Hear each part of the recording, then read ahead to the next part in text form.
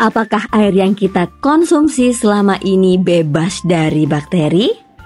Belum tentu. Yuk, simak infonya. Air merupakan kebutuhan terbesar manusia.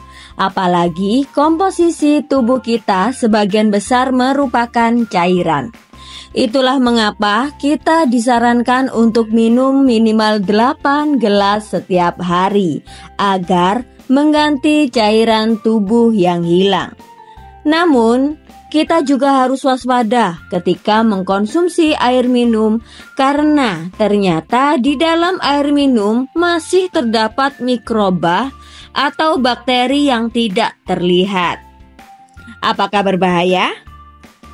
Tidak juga, karena di dalam tubuh manusia juga hidup miliaran bakteri, baik bakteri baik maupun bakteri jahat.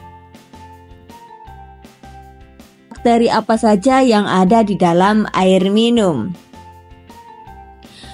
Bakteri yang pertama, Escherichia coli atau bakteri yang sering disebut E. coli kerap terlihat di dalam air yang sering dikonsumsi, apalagi air yang berasal dari keran. Namun bakteri air ini umumnya tidak terlalu berbahaya, tapi beberapa stereotip bakteri ini dapat menyebabkan diare dan juga keracunan akibat kontaminasi dari makanannya. 2. Rotifera. Jenis bakteri air ini memang cukup sering mengkontaminasi air minum dan ukurannya juga tidak terlalu kecil sehingga masih bisa dilihat secara langsung. Namun bakteri air ini tidak cukup berbahaya untuk tubuh manusia sehingga kita tidak perlu panik. 3. Coliform. Bakteri ini sering ditemukan di dalam air minum. Jika dikonsumsi secara terus-menerus, tentunya bisa berbahaya untuk tubuh manusia. Ada baiknya air keran tersebut harus direbus terlebih dahulu agar bakteri coliform bisa mati. 4. Shigella.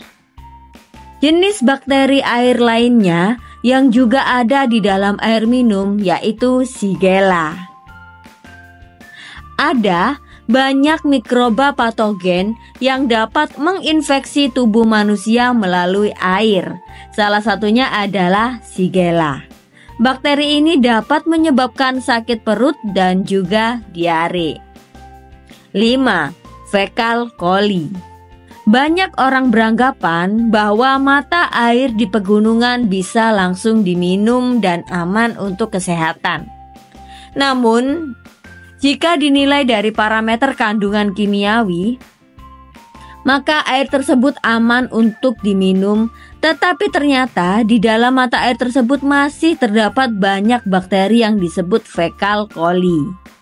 Bakteri air ini bisa masuk ke dalam mata air pegunungan melalui kotoran hewan dan juga kotoran penduduk sekitar yang belum diolah dengan baik.